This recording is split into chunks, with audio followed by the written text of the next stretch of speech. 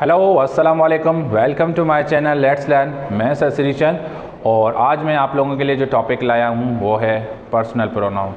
जी, तो आज हम जो हैं प्रोनाउन के टाइप्स स्टार्ट कर रहे हैं और आज मैं सिर्फ पर्सनल प्रोनाउन ही आप लोगों को समझाने वाला हूँ।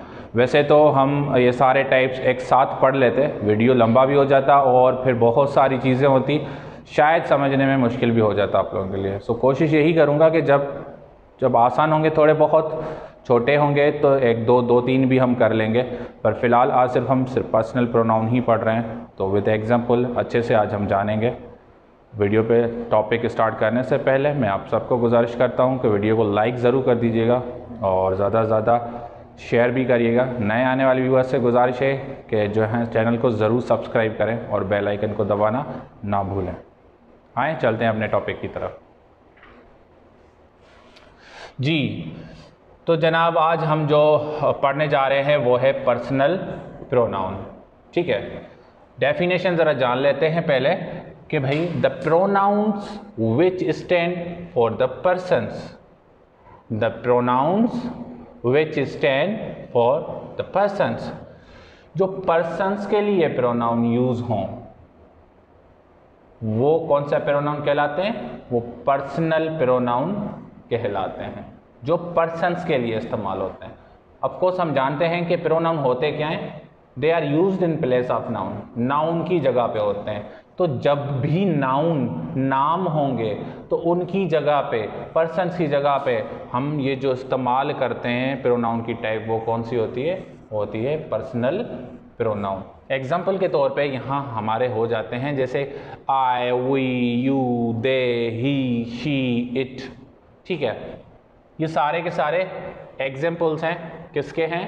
पर्सनल प्रोनाउन के। ठीक है, अब ये जो पर्सनल प्रोनाउन होते हैं ना, वो तीन तरह के होते हैं। इनको तीन हिस्सों में बांटा गया है, तीन कैटेगरीज इनकी बनाई गई हैं। वो कौन सी हैं आए ज़रा जान लेते हैं। सबसे पहले जो है जिसको हम कह रहे हैं फर्स्ट पर्सन।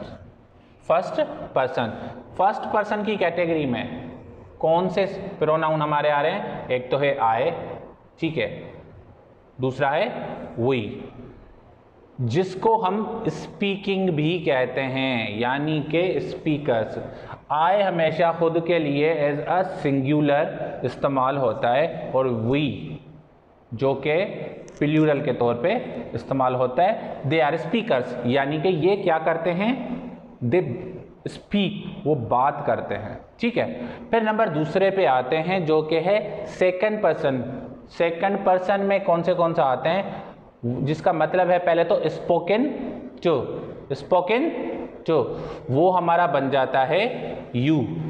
सेकंड पर्सन हमारा कौन सा है? वो है यू। तो जो सेकंड पर्सन हमारा जो है प्रोनाउन वो कौन सा है? वो है यू। ठीक है, जिससे हम बात कर रहे हैं, यानी जिससे हम मुखातिब हैं। ठीक है, फिर तीसरे नंबर पे आ जाता है जो कि है हमारा थर्ड पर्सन। थर्ड पर्सन में हमारे ही भी आता है, शी भी आता है, इट भी आता है और प्लूरल्स के लिए दे भी आता है। जैसे ही, ठीक है, मैस्कुलाइन के लिए एज अ सिंगुलर इस्तेमाल होता है, शी फेमिनाइन के लिए एज अ सिंगुलर इस्तेमाल होता है, it as for animals livings और बर्ड्स एंड नॉन लिविंग के लिए इस्तेमाल होता है, और दे जो कि है एक प्लूरल के तौर पे इस्तेमाल होता है, जिनको हम कहते हैं स्पोकन ऑफ। मतलब थर्ड पर्सन ये ही, शी, इट या फिर दे, ये वो हैं जिनके बारे में हम बात करते हैं। That means they are not present here but we talk about them, they are called third person, यानी कि स्पोकन ऑफ, जिनके लिए बात की जाए। कई सिंपल है ना? ठीक है, आगे बढ़ते हैं। यहां मैंने कुछ दिए हुए हैं cases. So cases of pronoun. First person पे आते हैं हम पहले, जहां पर्सन्स मैंने यहाँ फर्स्ट पर्सन दिया हुआ है। ठीक है, वो फर्स्ट पर्सन में कौन से आ जाते हैं? आई और वी। अब आई और वी जो हैं सब्जेक्टिव केस हैं। जी, तो भाई सब्जेक्टिव केस ये कैसे होता है कि they are used in a sentence as a subject. Subject के तौर पे ये इस्तेमाल होते हैं जुमलों में। यानी कि ये काम करने वाले होते हैं, they are doer of work, they perform actions. Clear है, ये काम को करने वाले होते हैं, that means they are used as subject. कौन से आई और वी। अभी अगर आई का हम पॉजिटिव देख लें तो बन जाता है माय या फिर माइन, माय या फिर माइन। और वी का जो पॉजिटिव बन जाएगा वो आर या फिर आर्स बनता है, ठीक है। और इनका ऑब्जेक्टिव केस आई का जो बन जाता है वो मी बन जाएगा और वी का अस बन जाएगा।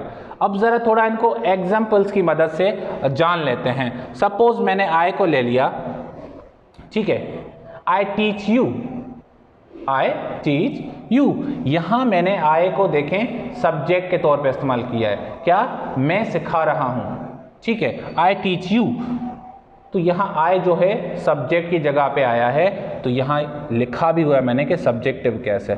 फिर अगर पॉजिटिव शो करवा रहा हूँ, ठीक है, तो अगर मैं कह रहा हूँ this is my marker, this is my marker, ठीक है, या फिर मैं कह सकता हूँ दिस मार्कर इज माइन।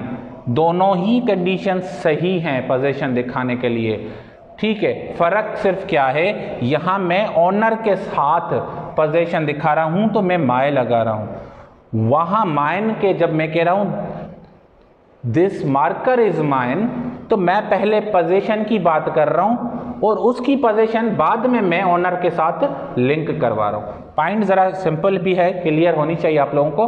पहले वाले केस में यहां मैं माय तब लगा रहा हूं ओनर के साथ मैं इस पोजीशन को जोड़ रहा हूं तो मैं माय लगा रहा हूं, दिस इज माय मार्कर, ठीक है, पोजीशन में अपनी दिखा रहा हूं तो ओनर के साथ मैं पोजीशन को शो करवाऊं।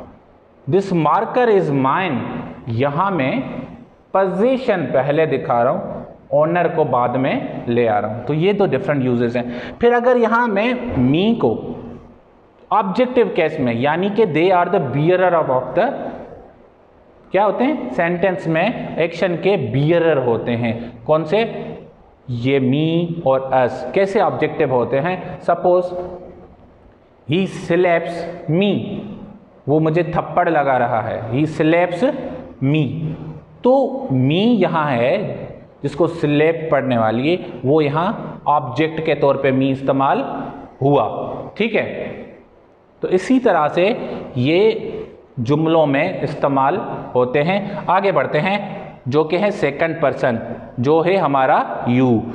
तो पॉजिटिव्स का योर भी बनता है, योर्स भी होता है, और ऑब्जेक्टिव केसेस का हमेशा यू ही रहने वाला है, वो ही रहता है, ठीक है।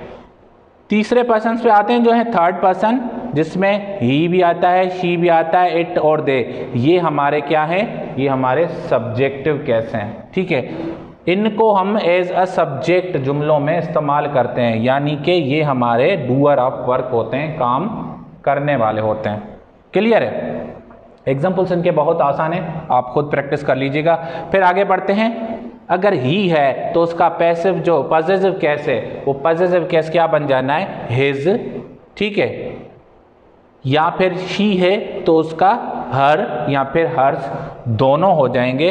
इट है तो उसका इट या फिर इट्स दोनों हो जाएंगे, जैसे कि यहाँ मैंने आपको बताया था माय और माइन के हिसाब से, सेम वे यहाँ भी नीचे है, ठीक है। फिर दे है तो दे के लिए क्या हो जाना है, देयर या फिर देयर्स, दोनों चल जाते हैं, ठीक है। मैंने दोनों के आपको एग्जांपल दिखाया है आई और वी वाले केस में, ठीक है। आगे बढ़ते हैं, इनका ऑब्जेक्टिव केस क्या बन जाता है, ही का हिम, शी का हर, इट का इट होगा और दे का देम हो जाएगा। क्लियर है। तो भाई ये था आज का हमारा टॉपिक। उम्मीद करता हूँ आप लोगों को पसंद भी आएगा, समझ भी आएगा। अगर कोई क्वेश्चन है तो कमेंट बॉक्स में ज़रूर लिख दीजिएगा। मिलते हैं एक नए वीडियो में, तब तक के लिए अल्लाह हाफिज़।